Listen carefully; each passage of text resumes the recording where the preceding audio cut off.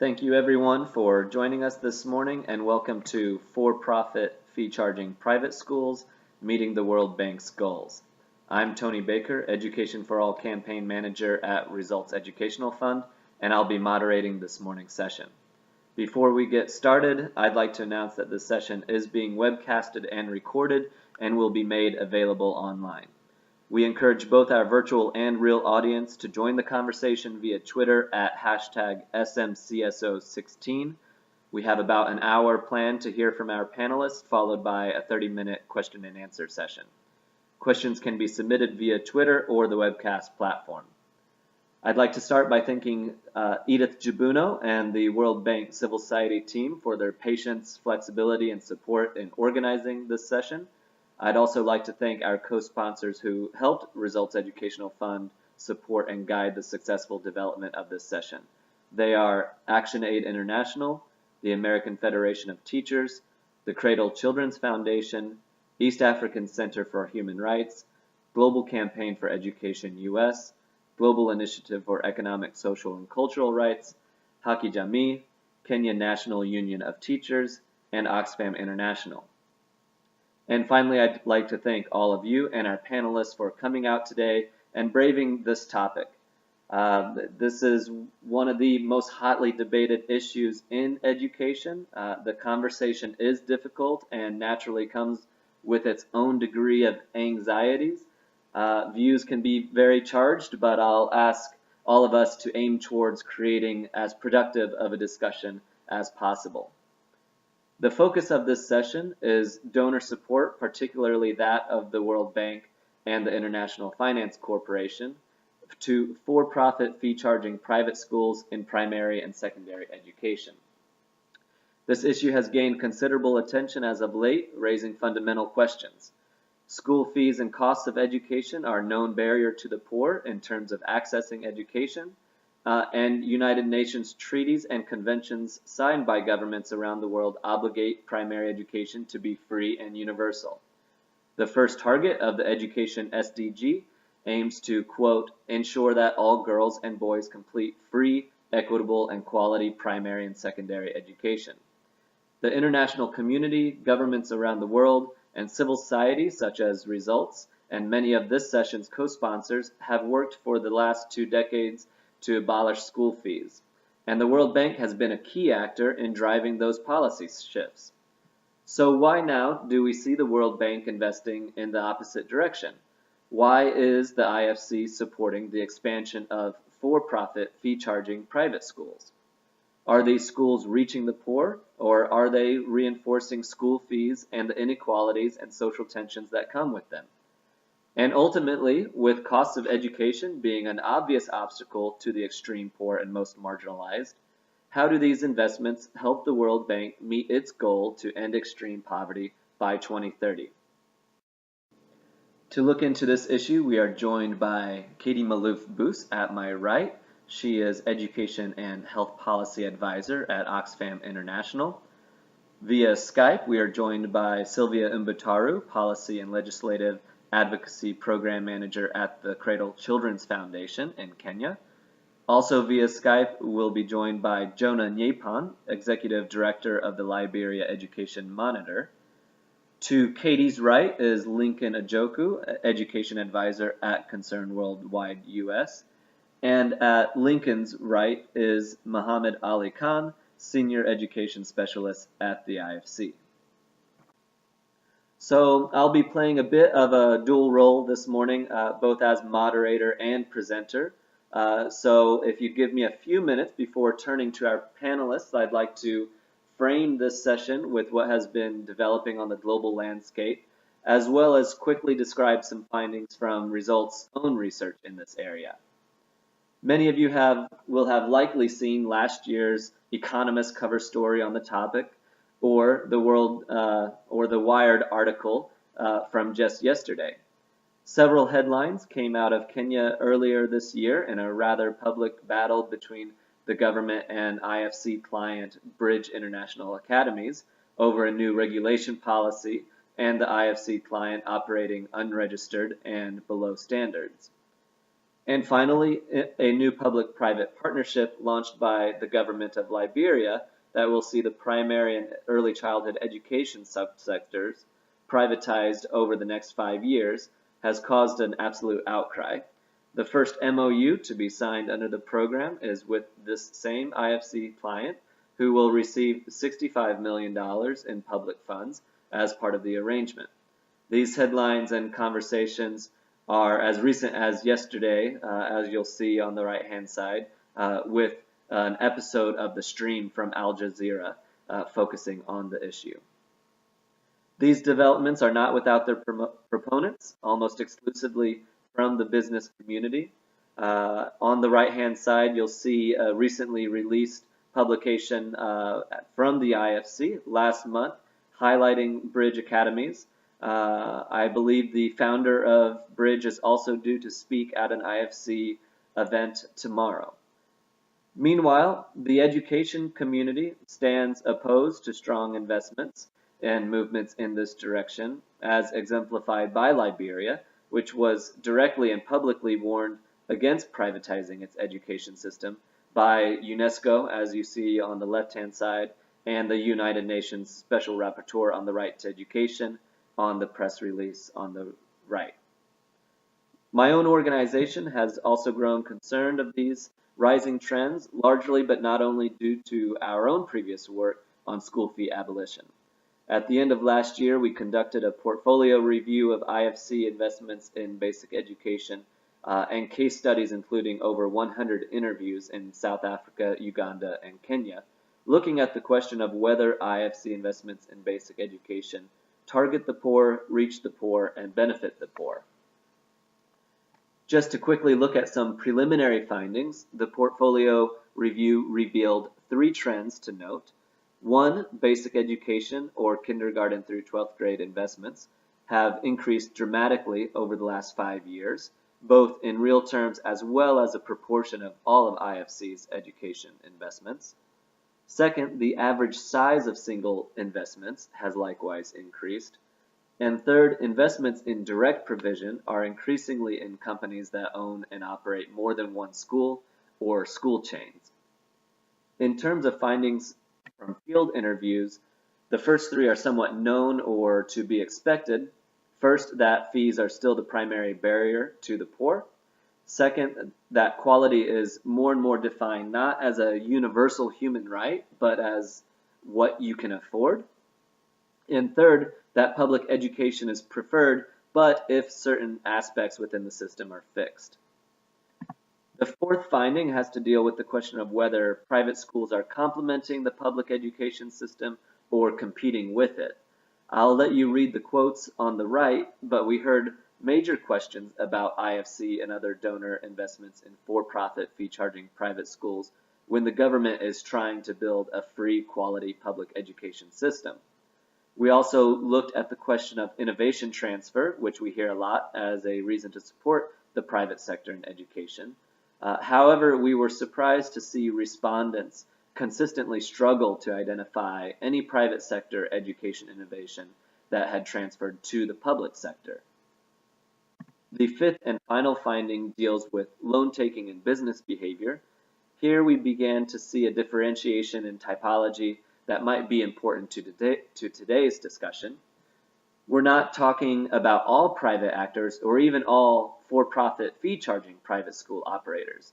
The religious schools, individual schools, community schools, many of which are technically for-profit or profit-making and fee-charging, behave very differently from school chains and franchises. Much of this began to point to loan-taking and other financial arrangements as pushing one along perhaps a spectrum of profit-making on one side to profit-motivated on the other, affecting behavior and decisions such as which clients or segments of the population to target, what type of curriculum to offer, and the need for an aggressive expansion plan. It is this implication that begins to put IFC investments in this area in a different light, not as investments in one-off private providers who may be contently and sustainably playing their part in providing good education and relieving pressure from the public system, but as investments that bring systemic consequences, as they necessarily lead to the need for aggressive expansion, and perhaps, in the case of Liberia, takeover of public systems in whatever form. With that, I'll turn to our first panelist. I'll ask panelists to keep their responses to 8 minutes so that we're sure to have time for questions and answers at the end of the session. Katie, this issue and these varying forms of privatization of education has caught the attention of Oxfam International's current global campaign on inequality. Can you tell us more about that and specific directions or concerns you may be looking into? Okay, so I'm going to take a little step back and look at some trends that we're seeing going on in the education sector, broadly with privatization of education, and then look at some of the reasons that we see that and why that's happening, and some of the concerns that we have as Oxfam. So one of the things that we're seeing, of course, is the rise of low-fee private schools in the developing world, which are schools, as Tony has mentioned, that charge fees, sometimes for-profit providers, sometimes community schools. And I'll speak in a few minutes about the problem with school fees and the damaging impact of fees. But really, this phenomenon is happening, and it's actually happening right now across the developing world. It's the education sector in many countries are actually rapidly changing as we speak. A couple of examples. In India, for example, every year we're seeing a 15% increase in enrollment in private primary schools.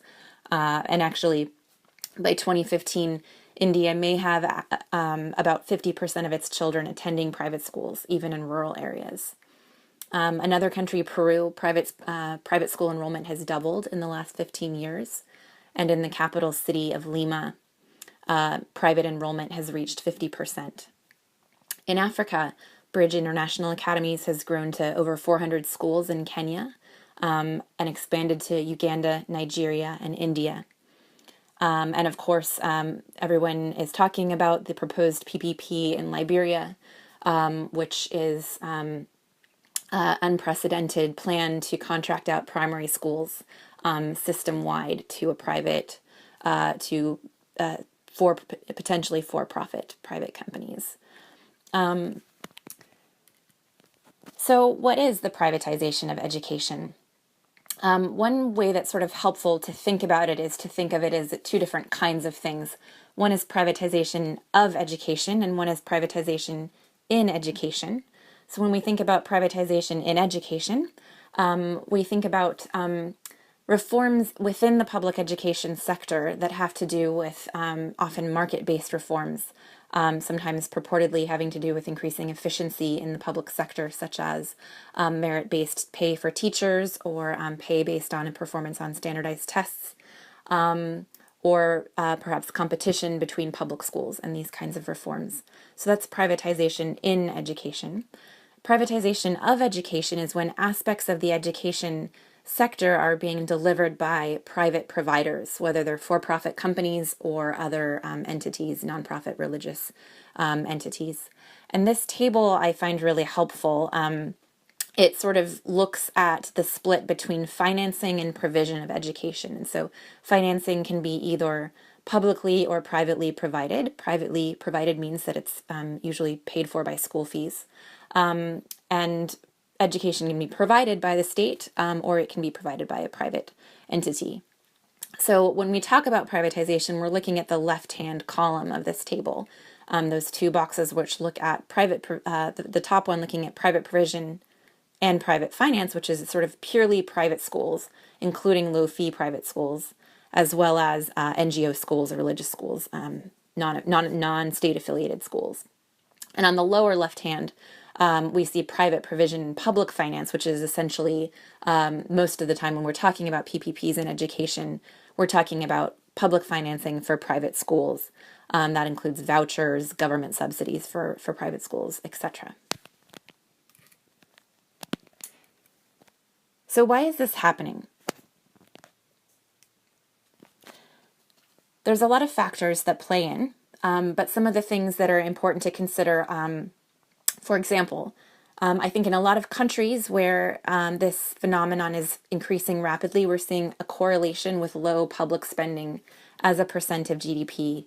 That's certainly true in countries like Pakistan, Nigeria, India, Peru, Ghana, and other countries where we're seeing rapid privatization of education. There's also a history that is important, a historical context it's important to take into account, in particularly the history of the neoliberal economic policies that have been imposed in the past by the IMF through structural adjustment programs, and that were also part of the Washington Consensus in the past, which led to decades of underinvestment in the public sector. That has, in many cases, led to low quality in the public schools, whether it's perceived or real, often real, sometimes perceived. That I think it's important to note that that is not necessarily evidence of an inherent failure in the public sector. I think it's in many cases more accurate to say that the public sector has not been given an adequate chance through adequate financing to achieve a minimum level of quality. And that's certainly the case in many of these countries that are not spending anywhere near the minimum recommended percent of GDP, 4 to 6% of GDP that education advocates recommend. We're also seeing falling aid for education and less quality aid for education. And advocacy and quote-unquote aid from donors such as the World Bank, the IFC, also DFID from the UK, regional development banks, and private companies. For education actually not necessarily going to support public systems. The World Bank, for example, is supporting in 8 countries through its public financing, IDA, the loans and grants for concessional funding for low-income countries. We're seeing support for private provision of education. And of course, as I mentioned, there's a growing market in middle-income and lower middle-income countries, which I think also is partly stimulated by an emerging middle class, which really sees private education as a way to sort of increase their social standing. So moving on, school fees, I won't talk a lot about school fees. Tony's touched on them. Oxfam research and many other pieces of research have concluded that school fees at any level are unaffordable. In Pakistan, for example, for the average family in the lowest quintile of income, we see sending all of their children to a private school would cost 127% of a family's income. So quite unaffordable, and we'll hear, I'm sure, from colleagues in Kenya about the affordability there.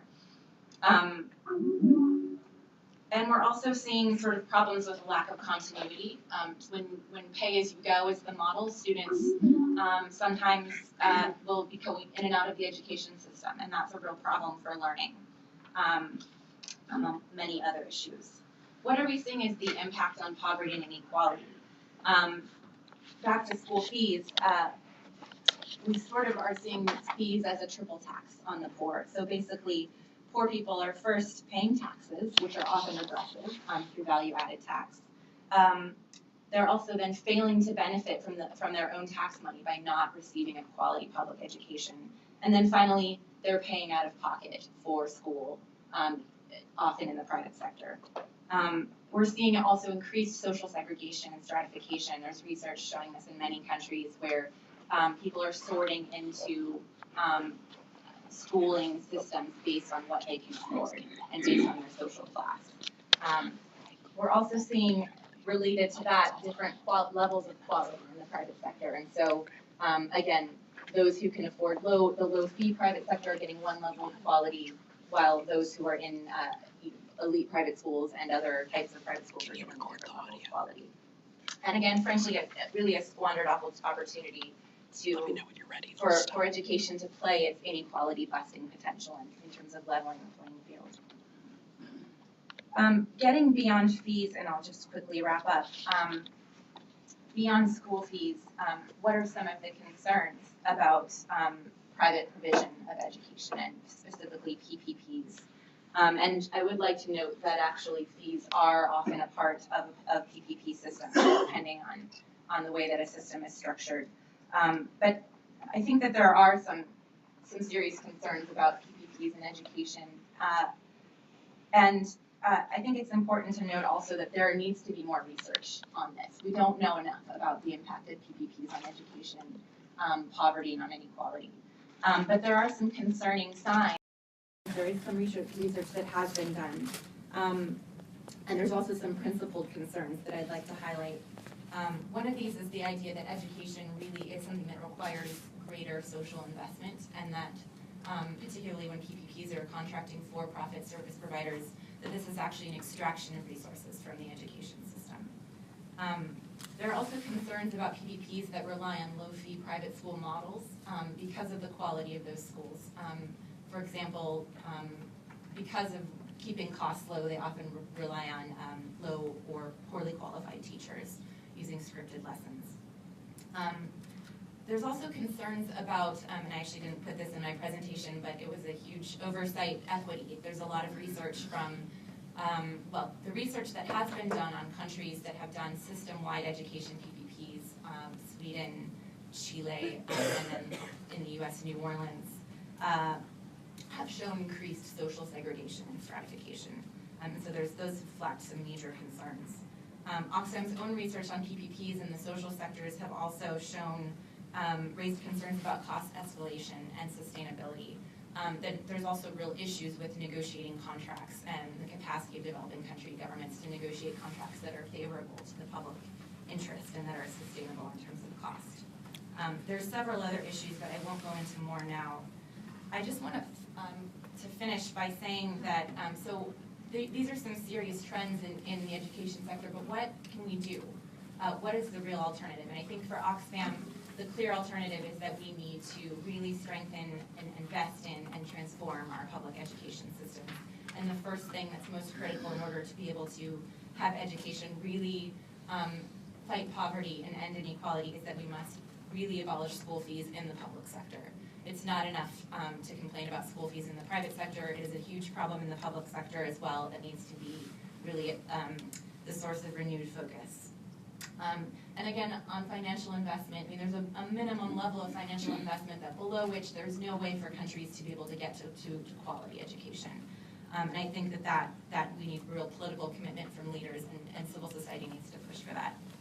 And in terms of investing in quality, really it's not rocket science. We need well-trained professional teachers, relevant curriculum, and safe facilities, especially for girls. And then a final note about accountability. It's often assumed that accountability is greater in the private sector, but there is a really strong role to be played by local community participation in education. And Oxfam's seen a lot of that in our work in India and elsewhere, the role of communities really playing a strong role in strengthening the quality and demanding performance from their governments in terms of finding quality education. So I'll stop there. Great, fantastic, Katie. I know that we all have so many questions, but again, we'll hear from all panelists before opening that up. So now we'll be trying to reach out to Sylvia and Mbataru in Kenya at the Cradle Children's Foundation. We are testing all kinds of limits of technology here, so let's see if we can pick her up. Sylvia, are you there? Hello, yeah. Great. Does that work? Okay, I think that we can hear you. So thank you, Sylvia. So the Cradle is a children's rights organization in Kenya that has been on the front lines of some of the questions and concerns that have been raised around the role of for-profit fee-charging private schools and World Bank support to them. Sylvia, can you tell us about the Cradle's activities in this area and what has been what you've been seeing in Kenya slum areas where the IFC-supported Bridge International Academies has been operating? Okay, so firstly, the Cradle is a national NGO based in Kenya, and what we do is we work on advocacy and legislation for rights of children. For one such right is the right to education, and with regards to this issue, the Cradle, in partnership with other Kenyan organizations and other international organizations, have been doing research and advocacy because we noticed there was tremendous growth of low-fee schools that were coming up, especially in the slum areas. So we've been trying to analyze the place of these private actors using human rights approaches and mechanisms. So one of the slums is called Mathare Slum in pictures. So Mathare Slum is a slum based in Nairobi. It's actually one of the oldest slums in Kenya. So in this particular slum, we have only 3 public schools, and the total population of between 500,000 to about 800,000 people. The rest of the population, these schools are actually not sufficient enough to cater to all these children. So we have been noticing over the last few years the growth of local schools, and as at 2015 there was at least 25 local schools that are privately owned by private individuals, and until recently by big corporations that have come in to sort of provide education to children in these areas. But the problem is with these schools is actually the kind of quality of education that they deliver to children. Most of them are not registered with the Ministry of Education. They use unqualified, untrained teachers, and they do not adhere to regulations. So this has been the issue that has made civil society a bit uncomfortable with the rise of these schools. So one of these schools actually operating in Mathare schools is the Bridge International Academies, who also refer to themselves as local schools. So with regards to the public sector, the IDA has not, that is the IDA branch of the World Bank, has not supported public education in Kenya since the year 2010.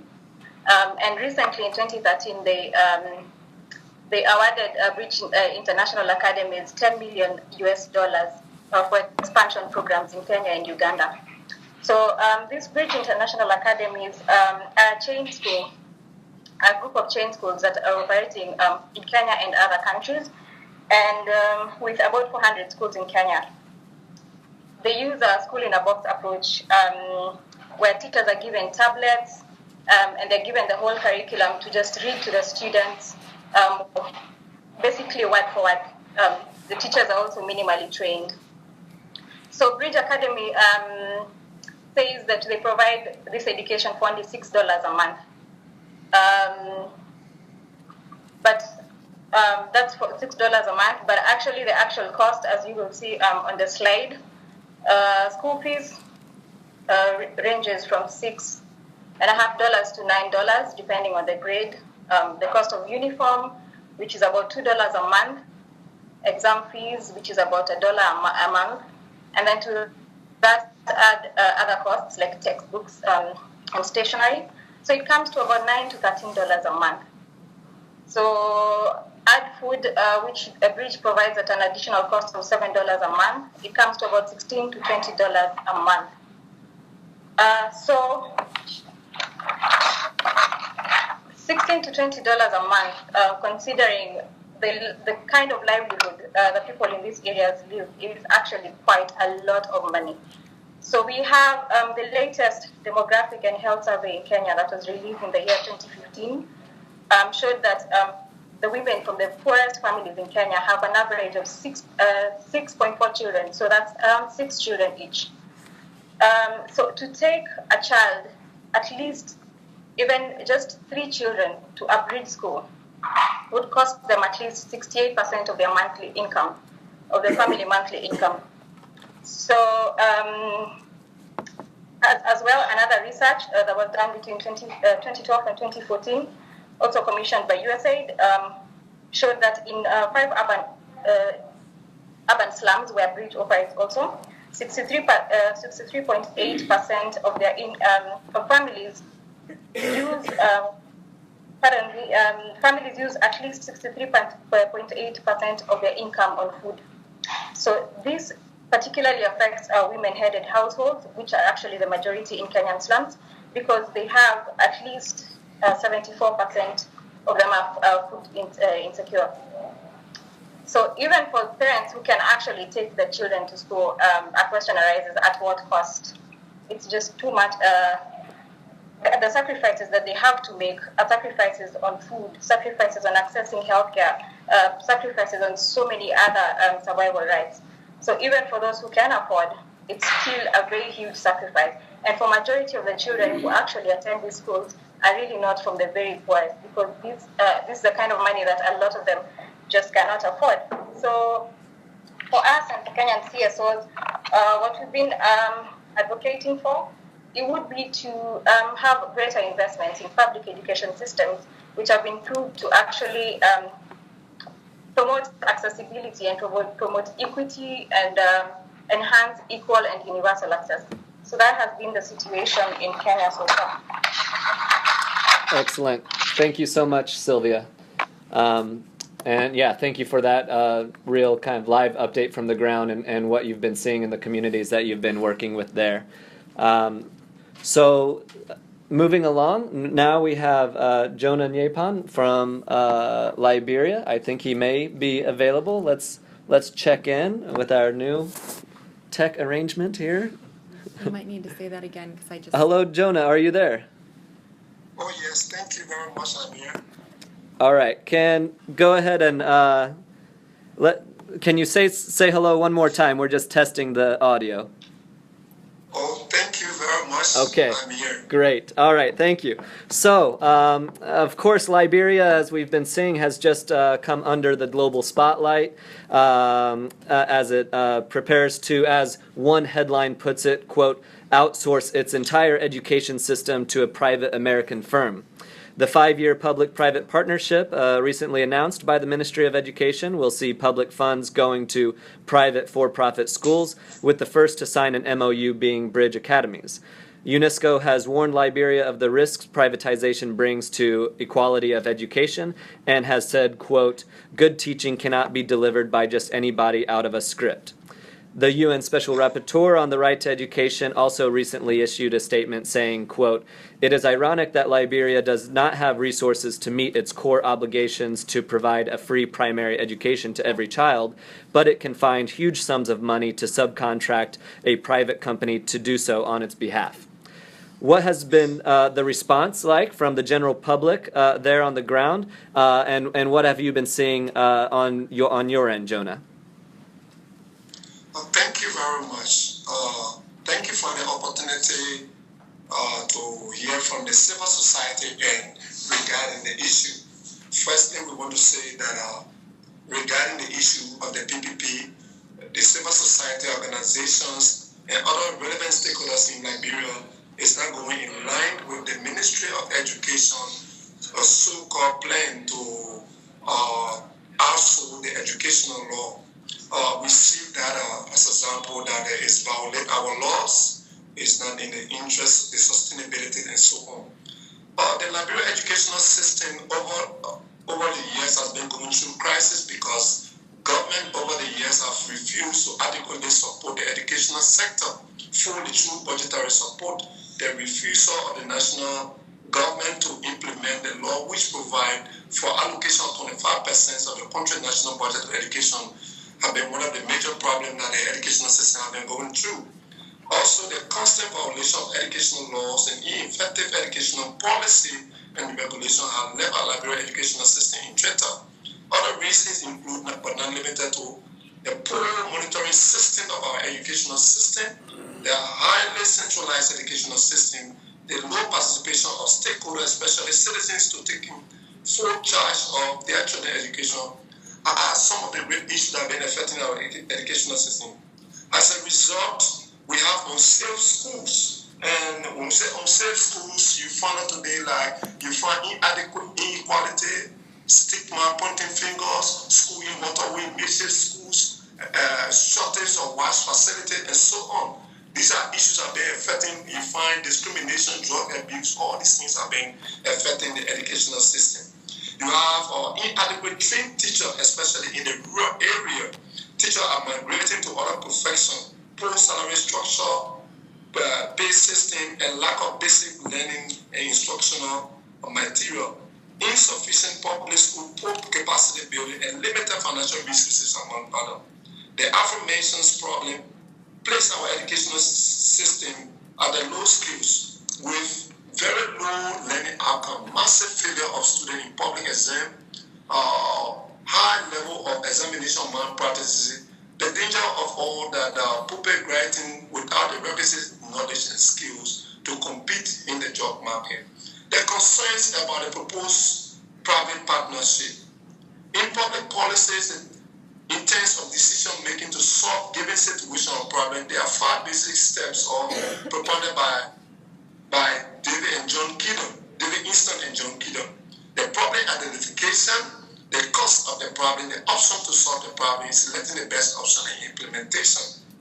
Resting on the philosophy, we have identified problems confronting our educational sector as indicated above, of which the PPP is not a problem. The issue of public-private partnership for us, the civil society, we think is not the cause of the poor learning outcome, which will win our educational sector. As such, it is not timely.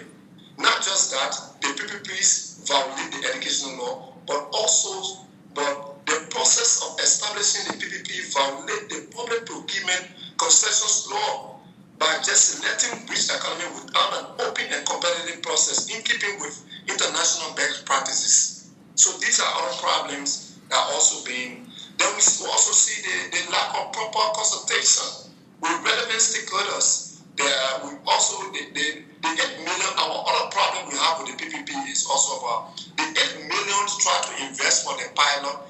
If you take similar amount or the 158 million for the 5 years of association and you invest it in the system, you will find out that you will get similar outcome. We strongly believe that the above mentioned issues and challenges in our introduction, improperly address the educational laws and policies, fully implement the educational system of Liberia will improve to a greater extent. So we are saying in conclusion that there's a need that government need to build more public schools that are 21st and 21st century compliance.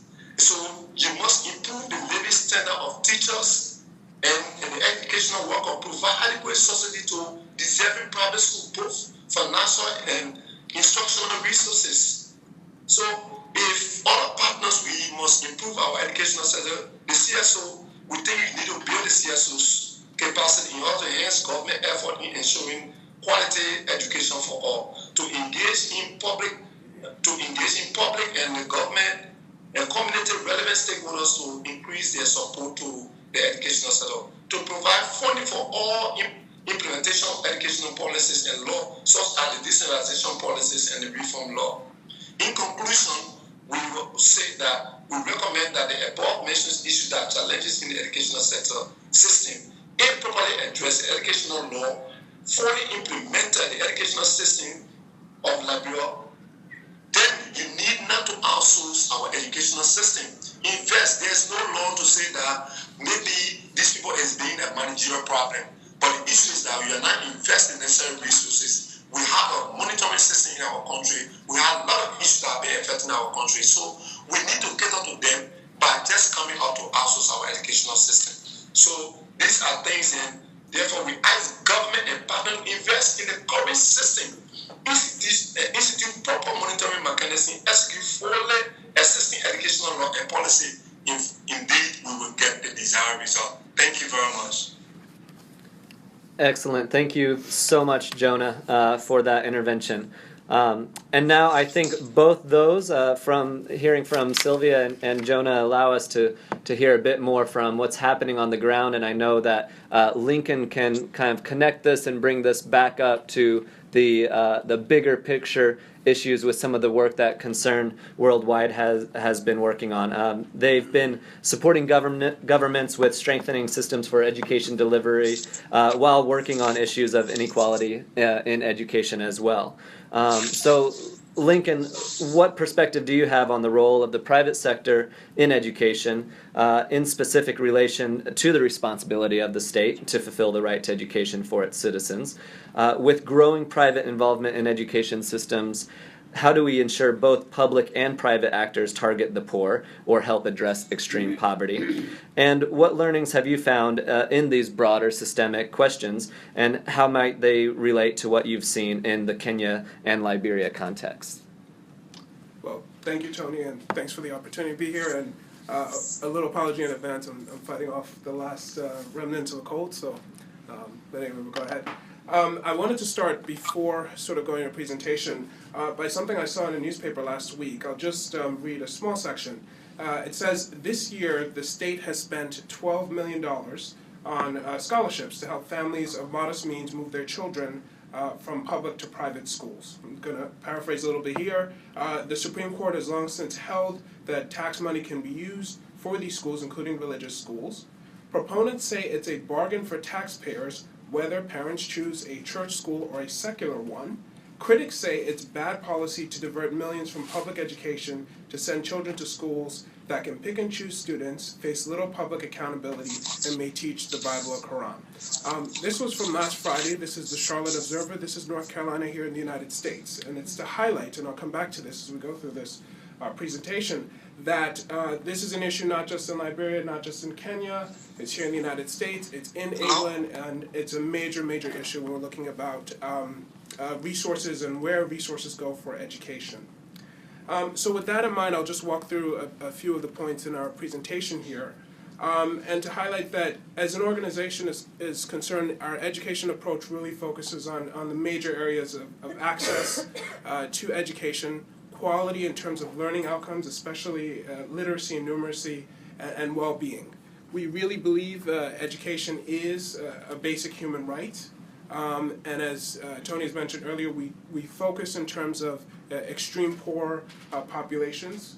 We focus on the importance of strengthening government systems in fragile contexts, especially in isolated communities, and in terms of government engagement at multiple levels. So from the school level, with school officials, to the regional district level, and then to the national level. And through our work, whether it's building literacy skills, focusing on child-centered learning and inclusive learning, we are trying to find evidence at the school level, at the district level, that we can translate to national level interventions. So when we look at this and we think in terms of the role of the private sector, without question, the private sector has a role in education, whether it's the provision of textbooks, whether it's the provision of school uniforms, for example, some of the more simpler examples, and then, as has been seen in the other presentations, the growing role in terms of school management and operations and teacher training. The question is how that happens, and there are certain instances where we have between private sector engagement in terms of school curricula and training for workforce development, also in terms of collaboration, in terms of ideas around management. But as we've seen, there are a number of risks, and they've been highlighted in some of the previous presentations, including increased segregation of the poor, marginalized communities, clans, by race, by religion. Less accountability if you have a fragmentation of service providers and the ability of the government to be able to regulate the education system. Sometimes the growing debate narrows the scope and the bounds of what education can focus on. So we move away from the intrinsic benefits of education in terms of developing a well-rounded population that's able to engage perhaps in civic discourse to an education system that is simply building a pipeline for the workforce. So very commonly people will say, well, we need more scientists, and let's focus education on building a greater population of scientists. That's important, but that shouldn't be an exclusive focus of the education system.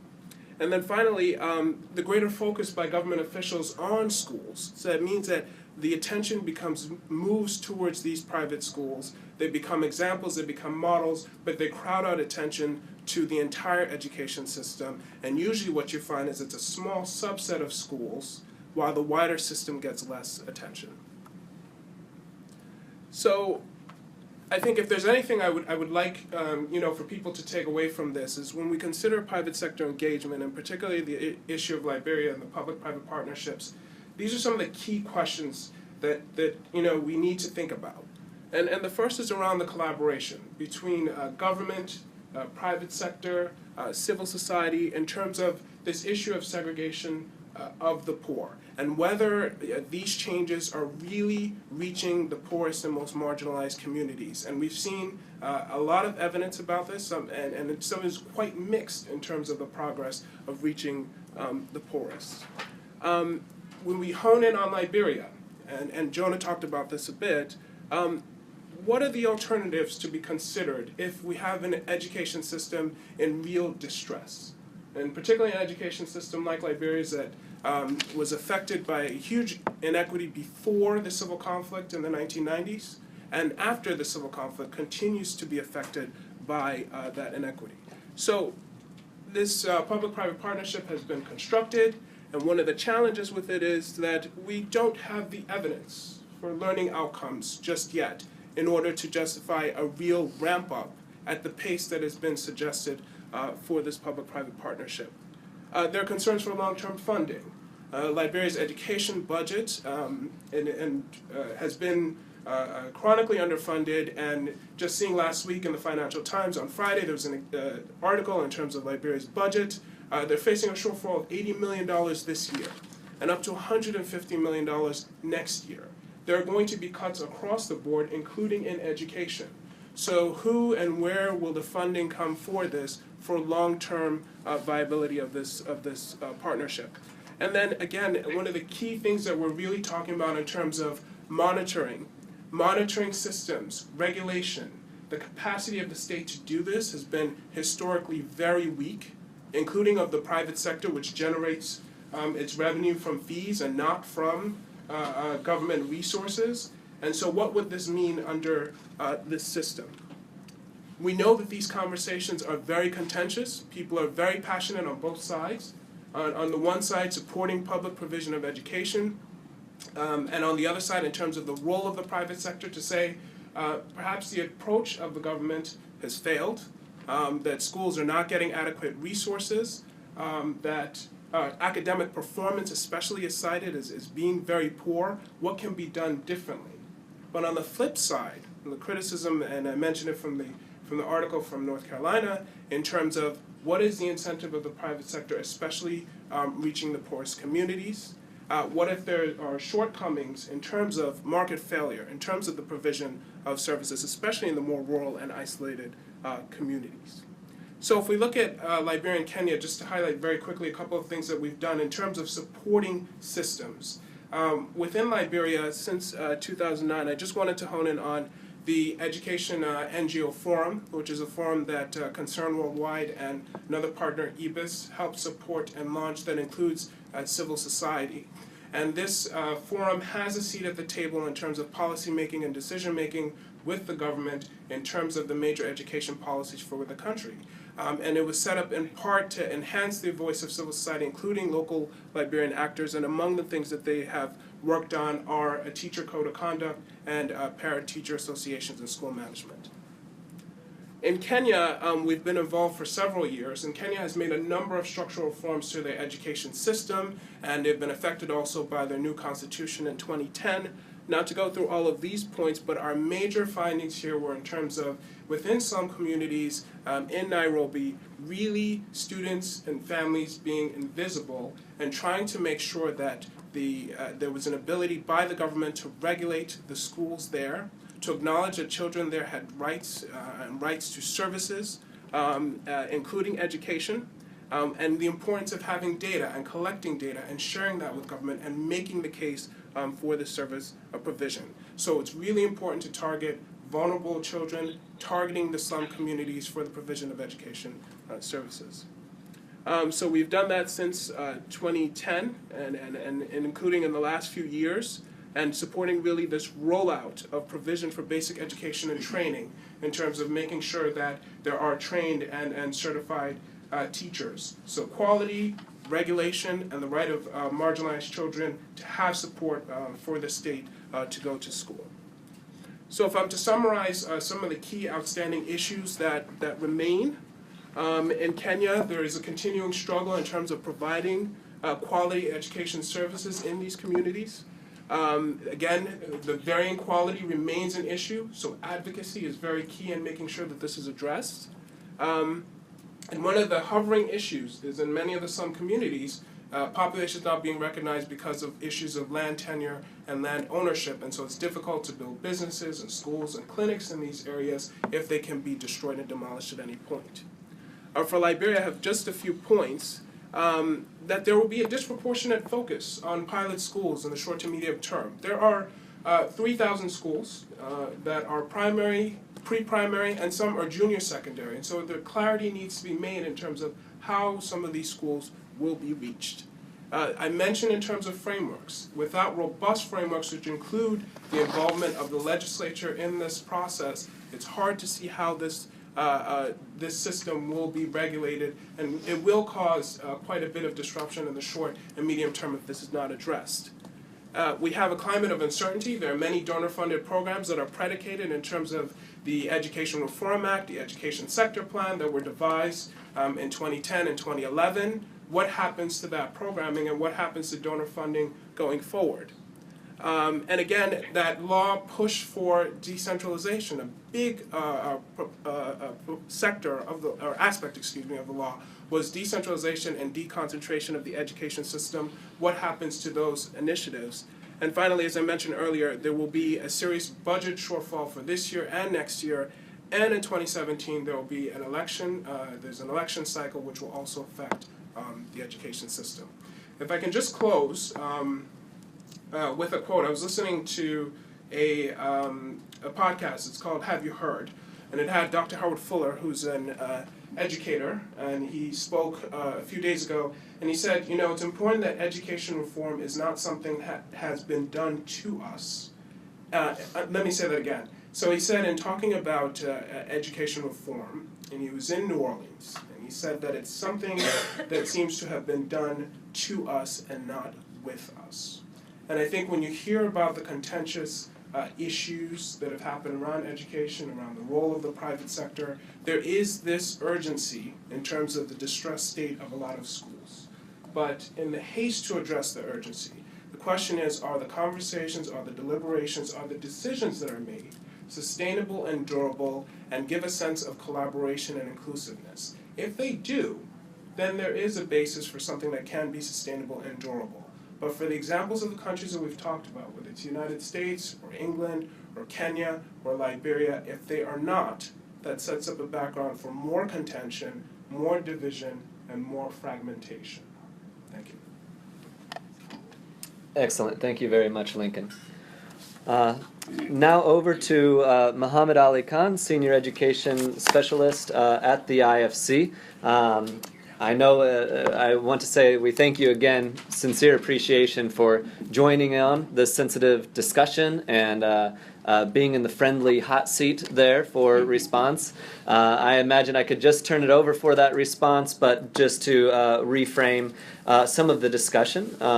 So the practice of charging school fees is a known barrier for the poor in accessing education and has been repeatedly shown as an ineffective means of poverty alleviation.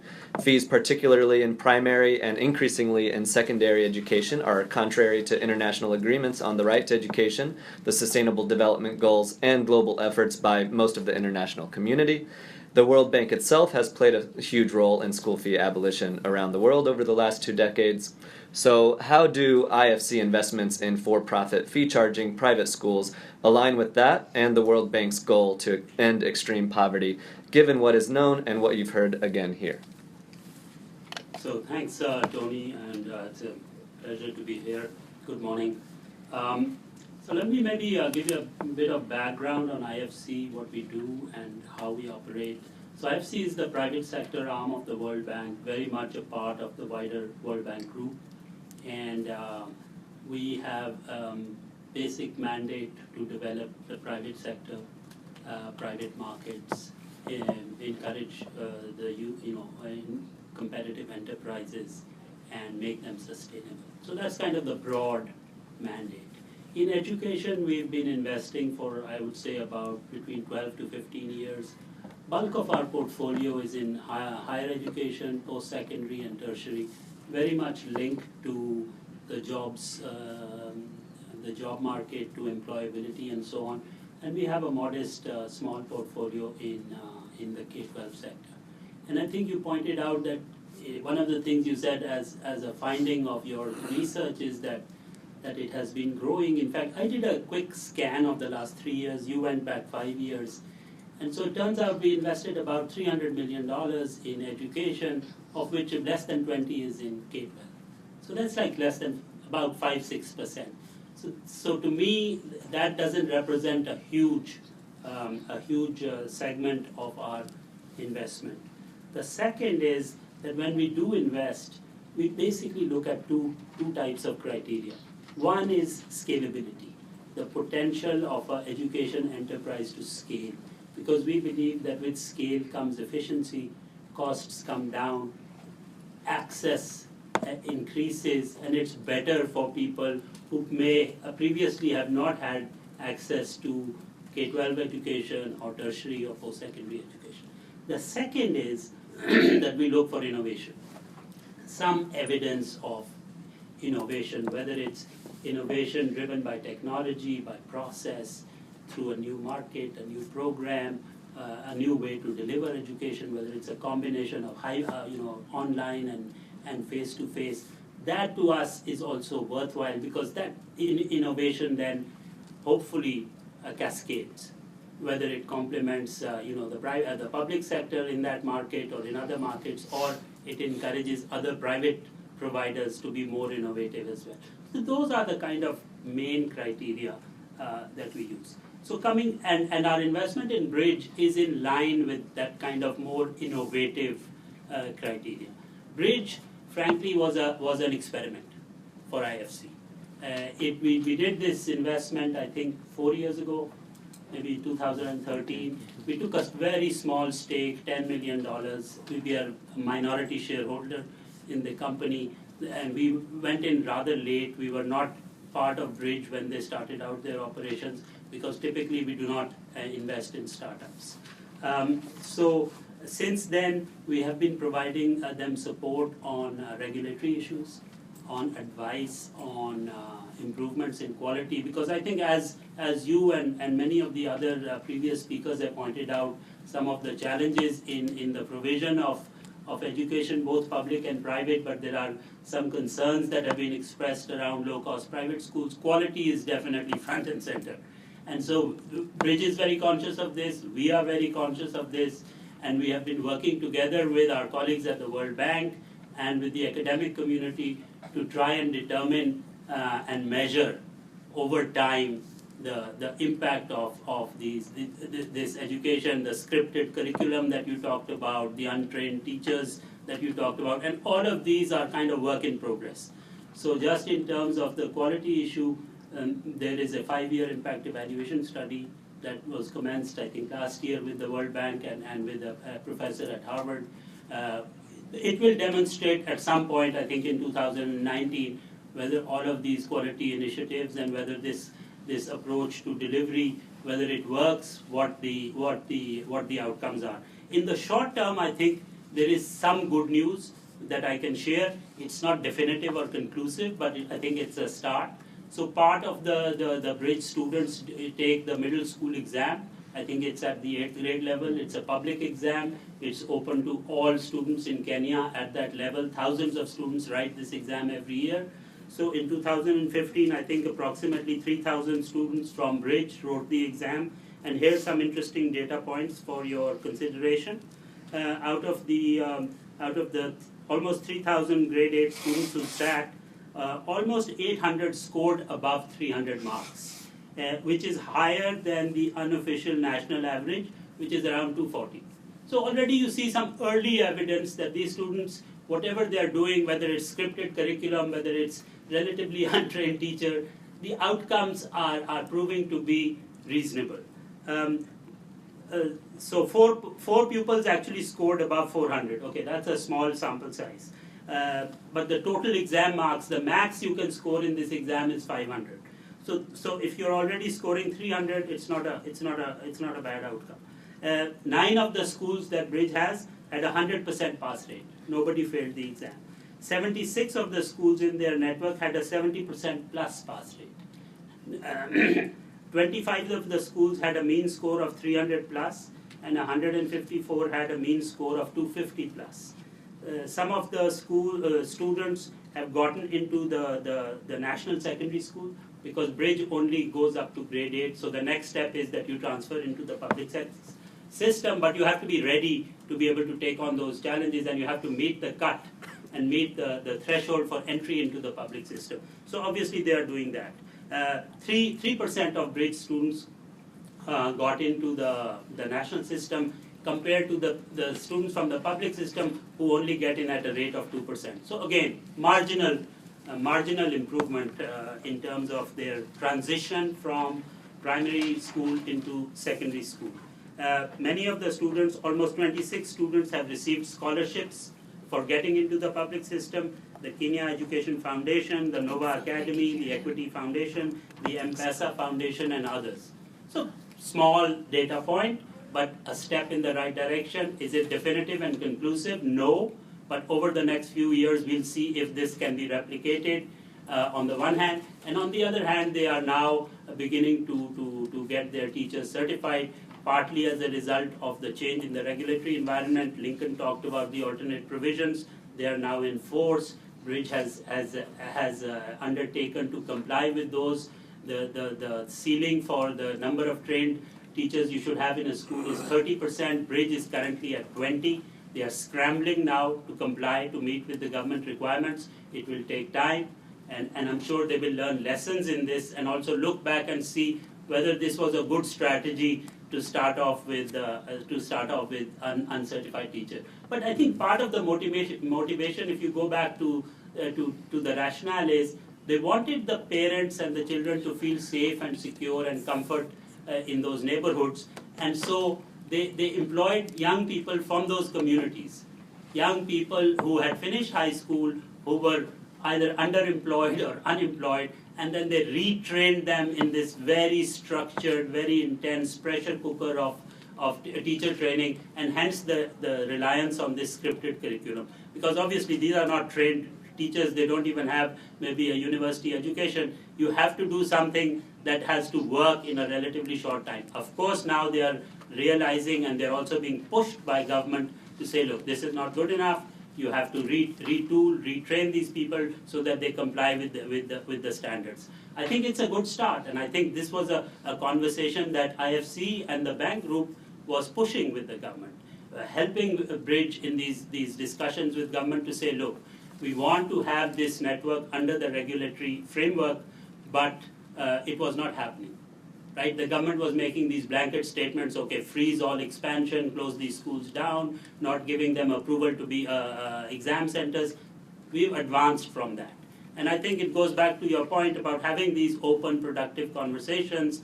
Yes, the space may be contentious, the issues may be debatable, but I think open dialogue between all the stakeholders, civil society, government, the private sector, investors like ourselves, have led to some good outcomes. Now, I think it's a work in progress. We don't know yet what the final outcome is, but I think we made a good start. So let me talk a bit about what Bridge it tries to focus on. One of the issues we see in public provision, and this is true in many markets, whether you talk about India or Pakistan or other developing countries, is this accountability. Low accountability in the public sector. Teachers not showing up for work, absenteeism, ghost schools. There was a recent article in The Economist, just in the Punjab province, they found they had 8,000 schools where salaries were being paid, but there was nothing going on there. It was just entries in a ledger. Those schools have been turned over to an NGO, a non-profit NGO. It's like a public-private partnership. Those hundreds of thousands of students are now at least have access to daily classes, teachers show up, and they are achieving some positive learning outcomes. Similar cases exist in other countries where public-private partnerships have worked either through vouchers or through conditional cash transfers and other systems. Again, as you said, it's not definitive, it's a work in progress, but I think the process has started. We need to evaluate the impact of this, and over time we will discover which of these has worked, which need to be reconfigured and retooled. One of the issues you mentioned, Tony, was I think with reference to Uganda, where you said that this loan taking drives questionable business behavior. So I went back and looked at that in the context of the particular conversation that we had. And it turns out that the situation is that though that school had a 50% international student cohort, and these students come from the region, from some fragile countries like South Sudan, Somalia, DRC, and some post-conflict countries like Rwanda. And all these international students pay their tuition in US dollars. So it's not as if it has suddenly happened. This has been going on for a while. The second thing is that the government of Uganda has lifted tax exemption from the private sector, which suddenly means that the entire sector has to readjust its cash flows, its earnings, and so on to be able to meet their debt and their tax obligations. The third thing that I would like to point out is that when IFC appraises and evaluates an investment, it's not our intention ever to overburden a client with an unmanageable debt. So we do a lot of detailed due diligence in terms of model the financial scenarios, model financial projections on revenues, on net earnings. We model distress scenarios, we model optimistic scenarios, we look at their debt to service coverage ratio, are they able to service this debt?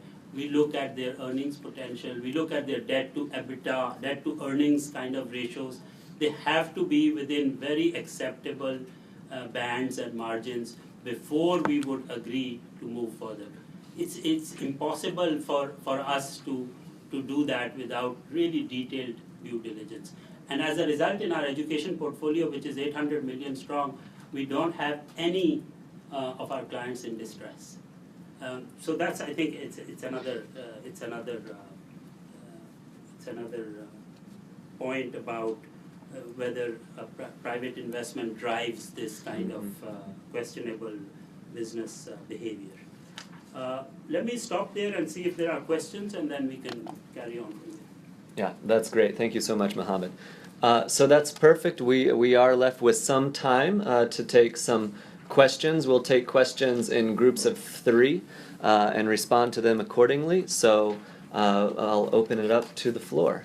Yeah, we've got a couple of hands in the back. Start with the woman in the back. And My name's I'm Global Expats, and I've really been looking more at the school systems, the French, the British, and the English system, which is kind of all the systems around the world are kind of built in those, and really the effectiveness of those systems.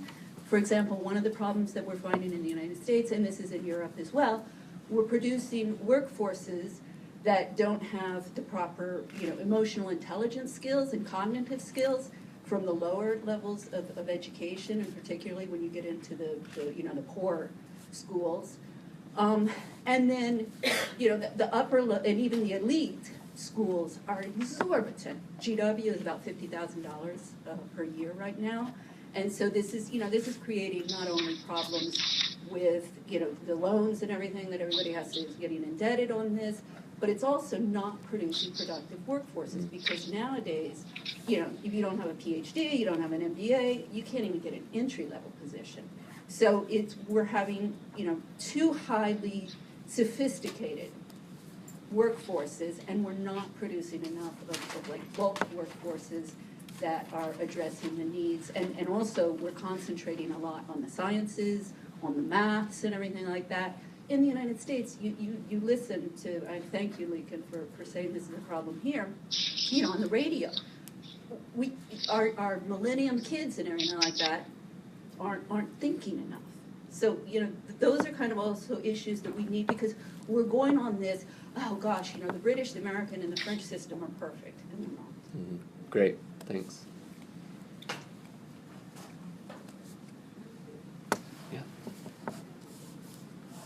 Hi, I'm Jackson Morosky with the American Federation of Teachers. And I'd just ask the panelists if they agree that companies like Pearson, who have a diverse education business, should get out of the low-fee private school part of that business, because those schools fundamentally undermine public education.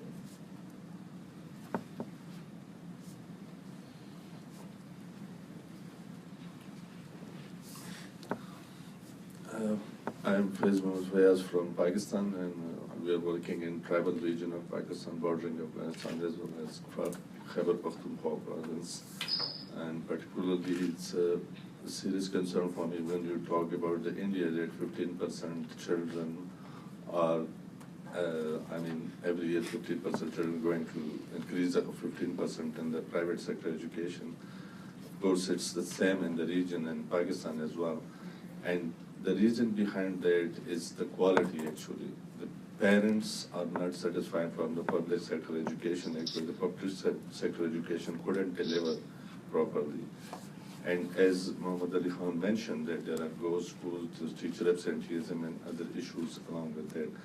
We as an NGO worked a lot to how we can improve the quality education, how we can, and we tried to convince the government, we talked to the government, we even developed models for them, through which we easily monitored the learning outcomes on the monthly and quarterly basis and annual basis, and then show them that how the result can improve and how the quality can improve. But unfortunately, there is lack of interest at the government levels, and the government is not giving proper attention to the monitoring. The second thing is there is no proper carrot and stick policies as well. It's very difficult, even transferring of your teachers is not possible for any senior bureaucrats in the education system. They are so strong. So these are actually the factors behind that why there is a shift from the public sector to the private sector. And as I see the Education for All campaign, I think it should be quality education for all, not only education for all. And in the developing countries, it's not as if you're sending children for education and they're spending 5-6 hours in the school and learning nothing. So what is this? And then we are talking, not only this, but we should also be focused on curriculum that particularly we should treat the value-based education as well. It shouldn't be only creating a highly skilled professionals, but there should be some moral values. We should treat the morals and social and ethical values as well. Otherwise, we will be producing highly skilled barbarians. And this is what happened, that highly educated people are now involved in terrorism. Mm-hmm. So this is something that we have to look into. This is another challenge that we are facing in that part of the world. So we should be focused on more value-based education as well, along with just producing highly skilled professionals. Thank you very much. Great, thank you. So we had an intervention from Global Expats in the back, a question about edu businesses like Pearson perhaps needing to get out of low-fee sector due to undermining the public system. I might give that one to you, Lincoln, if you feel like commenting on that. And then low quality in public schools driving families to private schools. And I might look to Katie on that one if we'd like to answer those two questions to start off. So, and I know there were a couple of other points. So I won't, single out any particular agency, but just to say that, in a number of communities, whether looking at Liberia, looking at Kenya, there was a market opportunity in terms of the slum communities, or in terms of areas where public education services from the central government or from regional authorities were not being provided. And people were able to enter and provide a market service. And, yes, it does tax a lot of families in terms of the percentage of their monthly income that they're spending on the education services. But they're offering that in the absence of central government provision of services. And what we've heard today, I think, if there's anything we take away from this, is that there is, flatlining of funding and resources to education at almost every level, if you look in since about 2007, 2008. Even though we have a greater push for education for all, as you mentioned, and yes, quality is factoring into those discussions, but the funding isn't there, and so that creates this opportunity. And so the state is finding itself behind in terms of making sure the regulations are there, in terms of making sure that the training is there, in terms of making sure the professional development is there, and in terms of making sure that poor communities are not being locked out, and that these services are not just being provided to even middle-class communities as opposed to the poorest. So it's a difficult issue because it's a matter of resources, it's a matter of provision of resources, it's also politics. Many of these communities are locked out politically and do not have a voice whether in regional or national level politics, to advocate for public resources. So it's a much more systemic discussion and a much more systemic approach that's needed to making sure that those services are provided. But in the meantime, where you have these gaps, of course there are going to be intrepid business people who are looking for opportunities to try to enter those communities, and some of that entrance may be for good, and some of that may be quite damaging.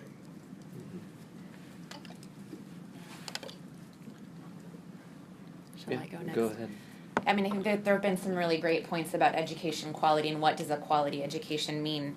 I think that we really want to get beyond sort of a minimum sort of reductionist definition of education quality that's defined by performance on standardized tests. And I think that really what we want to see is a holistic education that includes values-based education, that includes global citizenship education, that looks at environmental impact, that really creates people who are able to think critically about their world. Because as you pointed out, we're in a changing world where technology is moving so fast. Machine learning and artificial intelligence are going to create a world where in 10 years the workforce is going to be completely different than the way it is now. And if we're just teaching students to be able to perform well on a standardized test, which I'm not necessarily saying all private schools do, but I think that's an unacceptably minimum standard for education quality. And so I think our colleagues probably in Kenya and Liberia would also have thoughts on that. And also just to respond to the question on Pearson, I mean, I think to agree with Lincoln, I think the real question is, where should public resources and focus go? And that includes donors, the World Bank and the IFC, and where should we really be putting our focus and our support to be able to expand and improve the quality of public education? Tony, can I just add a Please. couple of comments? So first of all, I think despite the gloom and doom, actually we're not doing that badly globally. And if we look at the data in terms of access and enrollment, in primary school we are pretty much there almost. Even though there are 60 million kids out of school yet, we're at about 89-90%. Secondary, okay, 60% maybe. The real challenge right now in terms of access is in tertiary. 30% access worldwide, which has huge implications for the labor markets. As economies grow, there are either underskilled people or unskilled people or people whose skills don't match with what the market needs. So in that context, I think just arguing for public investment, it's not a holistic solution. I think we all have to work together. There's private solutions, there's public solutions, and there's a combination of public-private, as was alluded to earlier. In terms of quality, yes, we've just started down this road of measurement and assessment and evaluation, but there is some early data that demonstrates that kids in private schools, even in low-cost private schools, are doing better than their public counterparts. I would point you to the works of Andarabi and Jishnu Das and Khwaja, the works of Tuli, the works of Munazza Aslam and Kingdon. All of these show evidence from different countries that this is working. Now, again, this research takes time, this data takes time, and we will find out. And finally, I think I just wanted to say thank you to you for organizing this, because I think it's like candid conversations like this, when we are able to gently untether ourselves from ideology and have these discussions, this will advance the cause. And we look forward to having more of these. Thanks. Great, thank you so much. We do have to close, but I do want to turn over for a moment if our Kenya and Liberia colleagues are still on the line, in case they had any final comments based on the questions or any other thoughts that may have been inspired. Let's see. Sylvia, are you still on the line there? Hi, yeah, I am. Great. I had maybe just a brief comment. Thank you very much for the other panelists. So I had a few comments on the bridge and the national examination results that were released last year. So firstly, as the RC representative mentioned, that the bridge schools seemingly seem to perform way better. For one, I think given the data that are presented on the socioeconomic status of the people living in the slums, the people who are the children who access bridge schools are not the poorest. So we cannot compare a bridge school pupil with a public school pupil, because without taking into account the whole context, the socioeconomic background in which they come from is different. So they have better access to facilities, better access to textbooks, better family support. They have electricity in their homes to do their homework, to read through the holidays. And really, we cannot compare apples and oranges, if I so may say. Secondly, the national examination in Kenya for public school primary level is in fact being reviewed. So really KCP, what is called KCP, is not really an indicator of quality, because it's been a system that is based on Mathare content and cramming. And that is how we see some of these schools, like good schools, going, sort of reading word for word for the kids to cram. And it's based on a teaching to the test rationale, if I may say so. And then lastly, majority of the students who sat the KCP examination at the Brit school last year, most of them, our research has found that most of them did not spend majority of their time in the Brit schools. They came from other local schools and they came from other primary schools. So majority of them have joined Brit school in the latter years of their schooling. So really we cannot attribute the performance just to the Brit school. I think that's my only last point. Great, thank you, Sylvia. And Jonah, if you're still on the line and have a few quick final words before we close. Thank you very much. It is great for this opportunity of allowing the civil society organization to be able to make a point. Nicholas said it all that we were saying. There's no need from jumping from policies to policy when in fact you put policy. In strategic management, you have analysis, decision, and action. This government has carried a lot of analysis about the issues regarding our educational sector, taking a lot of decisions free and compulsory primary education, the educational law. But the action aspect has been weak. Implementing policies have been a serious problem. Like the decentralization policy. The decentralization policy has been ineffective. Even today when we talk about outsourcing our schools to bridge the international school system, do we go to the government? Our law is a county school board that's supposed to run our school system. And you find out that people are still having a centralized school system in our country without deciding people who are power to the authority. They are not accompanying authority down to the people that will fund national resources. You are giving people to monitor, like take for instance, our district educational officer on a 28-day basis. You give 5 gallons of gasoline to monitor 150 schools. How will the person be effective? So the issues that come both. You know the problem. You know the solution to solve the problem is funding the problem. And there are issues about our monitoring process. The reason you find me to let come to be an education monitor because we found that this problem was a great problem in the public sector. And so it is not just by coming up to say that you want to outsource schools when you find out, even when we became at the Joint Educational Sector Review Program, you notice that this program, the non-priorities set up by government that they were going to do, they are jumped from that policy. And coming up to say, we come in the middle, you come from Ebola time, you close schools, you open schools, we should stop jumping from policy to policies without saying, if we put into system, let's test the system, let's fund the system adequately, support the system, and see the results. The last issue before I close is the issue, as I said, about sustainability. Sustainability. Over the years, there is no history that government always trust. There's a history that government come into power will trust existing policy from old government. This government is having almost 16 months to go. What is the guarantee that it will go into public-private partnership now, that the next incoming government can maintain the process? So we are saying, no, the current system, the laws are on the floor. We think we need to form it, we need to form our policies better, and let partners, it is a good thing to go outside and get the funding, but the funding that directed in the current structure is not sustainable. You are not being supporting, you are weak in terms of what, even monitoring. How is our guarantee that government will monitor this perfect? So I want to say thank you for this opportunity. Thank you very much, the Liberian civil society. I want to say extended thank you for the opportunity they want to provide.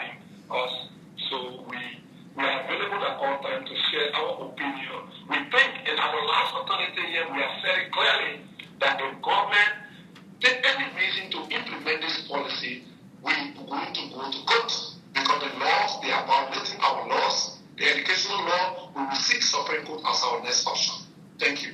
Great. Thank you so much, Jonah. And with that note of let's not, we can't just simply rely on quick wins and the next thing and the next policy change, but let's get serious on investing and building the proper systems required to deliver the quality education that we're all aiming for, I think is a proper note to end on. Thank you all. I do want to remind you to complete the sign-in sheet that may have been circulating around here, and also do help us all out by grabbing your trash and coffee cups and things like that on your way out. So thank you all. Thank you to the panelists, and thank you so much.